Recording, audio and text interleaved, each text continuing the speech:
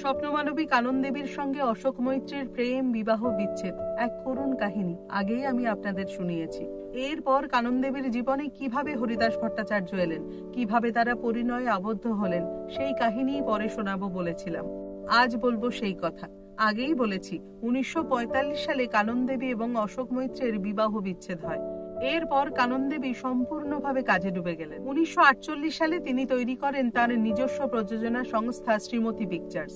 এই শ্রীমতী পিকচার্সের প্রথম ছবি হলো অনন্যা। তখন এই অনন্যা ছবির শুটিং চলছে। একদিন টালিগঞ্জে নৃপেন্দ্রনারায়ণ স্কুলে কানন দেবী বিশেষ অতিথি হিসেবে আমন্ত্রিত হলেন। ওই অনুষ্ঠানে তিনি প্রধান অতিথি হিসেবে অভ্যর্থনা জানাবেন তৎকালীন রাজ্যপাল কৈলাসনাথ কার্জুকে। এই অনুষ্ঠানেই কানন দেবীর সঙ্গে প্রথম আলাপ হয় হরিদাস ভট্টাচার্যের।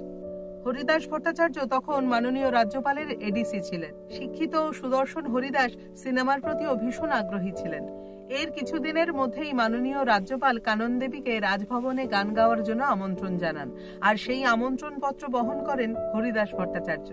এবার দুজনের হৃদ্যতা আরো একটু বাড়ল। এর কিছুদিন পর শ্রীমতী পিকচার্সের সরকারি কম্পাউন্ডে শুটিং করার প্রয়োজন পড়ল, আর তার জন্য প্রয়োজনীয় অনুমতি হরিদাস ভট্টাচার্য খুব সহজেই জোগাড় করে দিলেন। এই সবের মধ্যে দিয়ে এই কানন দেবী এবং হরিদাস ভট্টাচার্যের মধ্যে দেখা সাক্ষাৎ, কথাবার্তা আরো বাড়তে থাকলো। চলচ্চিত্রের প্রতি গভীর ভালোবাসা দুজনকে আরো কাছাকাছি আনলো।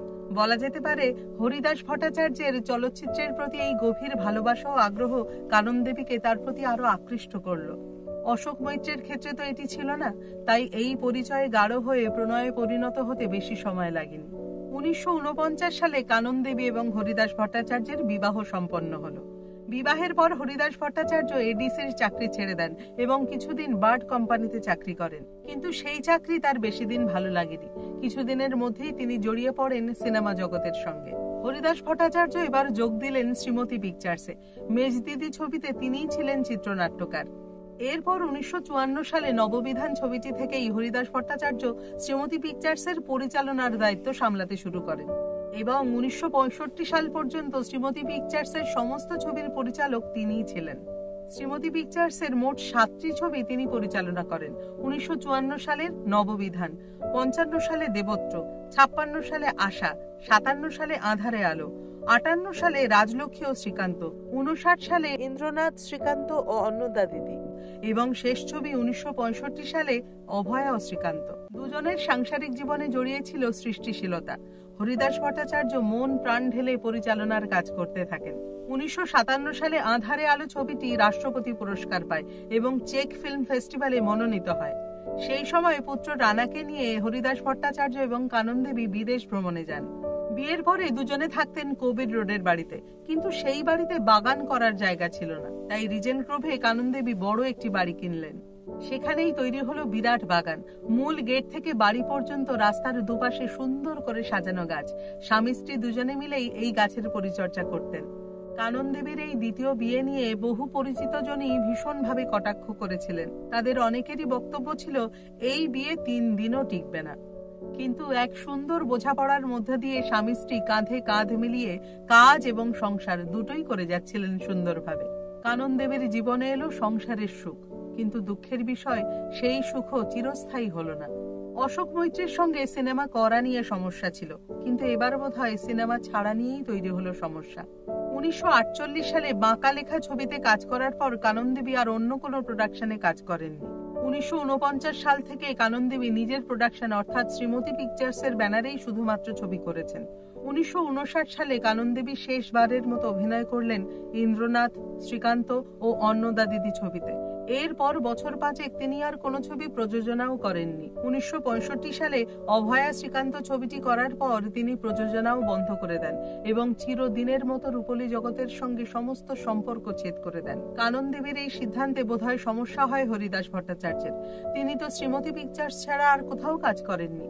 যদিও এর বাইরে উত্তম কুমার ও শর্মিলা ঠাকুর অভিনীত শেষ অঙ্ক, সুচিত্রা সেন অভিনীত সন্ধ্যাদ্বীপের শিখা এই ছবিগুলিও হরিদাস ভট্টাচার্য পরিচালনা করেন, কিন্তু শ্রীমতী পিকচার্সের বাইরে পরিচালক হিসেবে তার যাত্রা খুব একটা সুদীর্ঘ হলো না।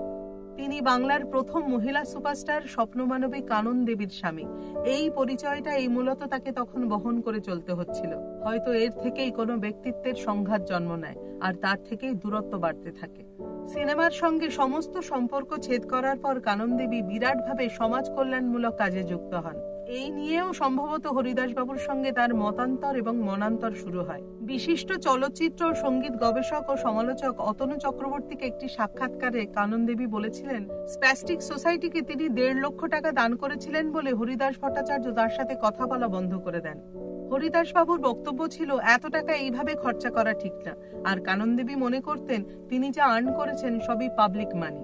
দর্শক শ্রোতারাই এই টাকা দিয়েছেন, যে টাকার জন্য তিনি সুখ ভোগ করছেন, তাই এই টাকার উপর দর্শকদের অধিকার রয়েছে, তাই তার সামর্থ্য অনুযায়ী তার সমাজ কল্যাণমূলক কাজ করা উচিত।